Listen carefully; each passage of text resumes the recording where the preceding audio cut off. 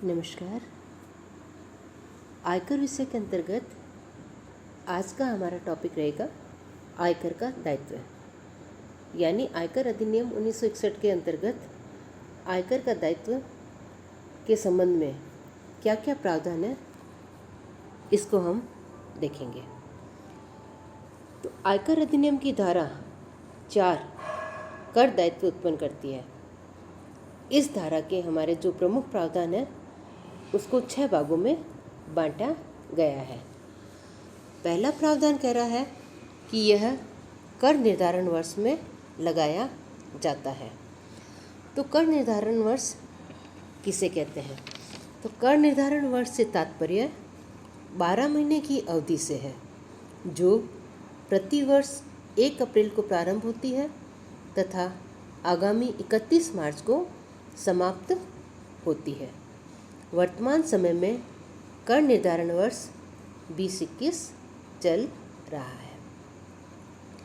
दूसरा जो प्रमुख प्रावधान है वो है हमारा, यह कर प्रत्येक व्यक्ति की कुल आय पर लगाया जाता है, यानी जो करदाता व्यक्ति है उसकी कुल आय है उस पर कर लगाया जाता है।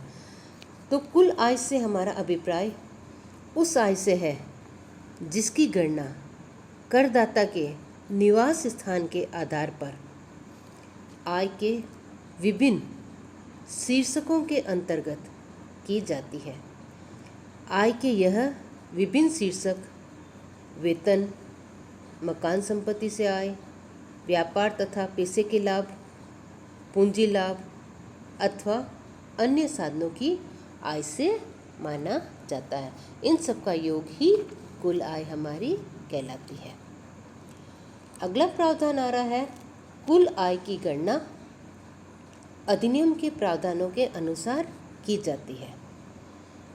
इससे तात्पर्य है कि जब हम विभिन्न शीर्षकों की आय को अधिनियम की विभिन्न व्यवस्थाओं के अनुसार समायोजित कर लेते हैं तथा उसमें से धारा 80C से धारा 80U के अंतर्गत की गई कटौतियाँ कम करने के बाद जो राशि बचती है उसे ही हम आय कहते हैं और उस पर ही कर लगाया जाता है।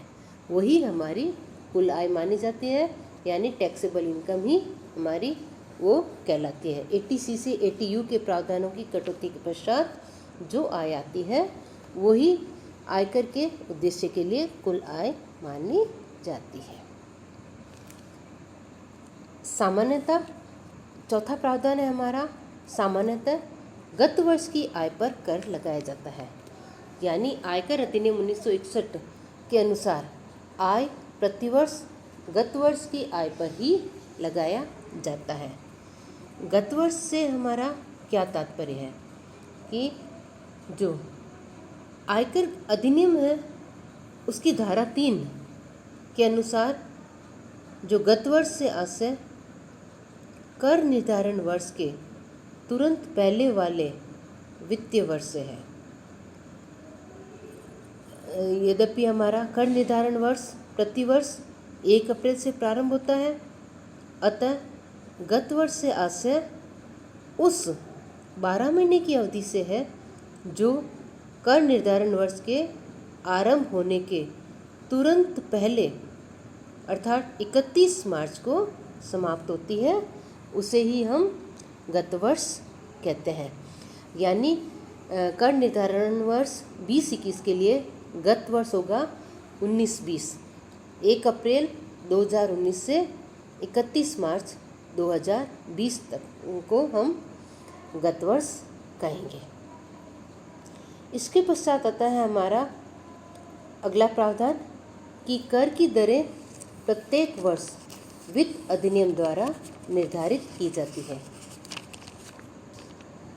तो हमारा इसमें हम ये देखते हैं कि आयकर अधिनियम 1961 में आयकर की दरों का उल्लेख नहीं है, अतः सरकार प्रतिवर्ष वित्त अधिनियम में उन दरों को घोषणा करती है जिसके आधार पर कर चुकाना पड़ता है।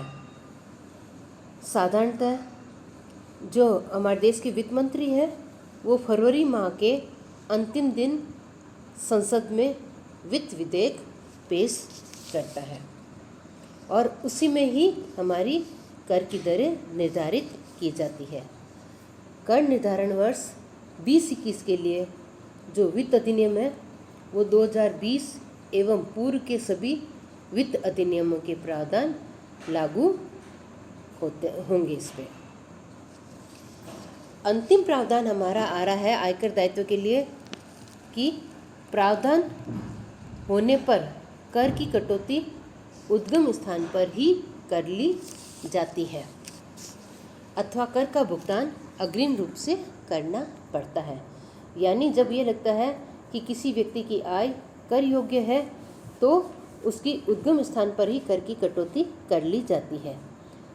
यहाँ पर उद्गम स्थान से तात्पर्य है कि जब आय का भुगतान करने वाला व्यक्ति आय का भुगतान करते समय ही आय पर जो आयकर बनता है वो काट लेता है तो उसे हम उद्गम स्थान पर कर की कटौती कहते हैं।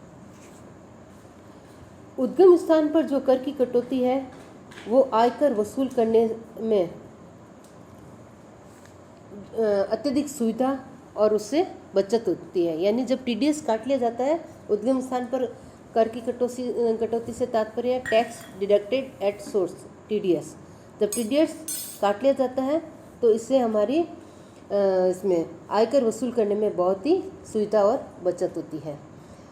टीडीएस की कटौती के संबंध में जो प्रावधान है वो आयकर अधिनियम की धारा 192 से 206 तक में जो प्रावधान दिए हुए हैं, जैसे वेतन, प्रतिभूतियों पर ब्याज, लाभांश एवं ब्याज, लॉटरी के इनाम की राशि या ठेकेदार एवं उप ठेकेदारों को भुगतान एवं कमीशन आदि का भुगतान जब हम करते हैं तो भुगतान करने वाले व्यक्ति का यह दायित्व बनता है कि आय का भुगतान करते समय ही आय में से जो निर्धारित दरों से आयकर काटकर सरकारी खाते में जमा करा दें।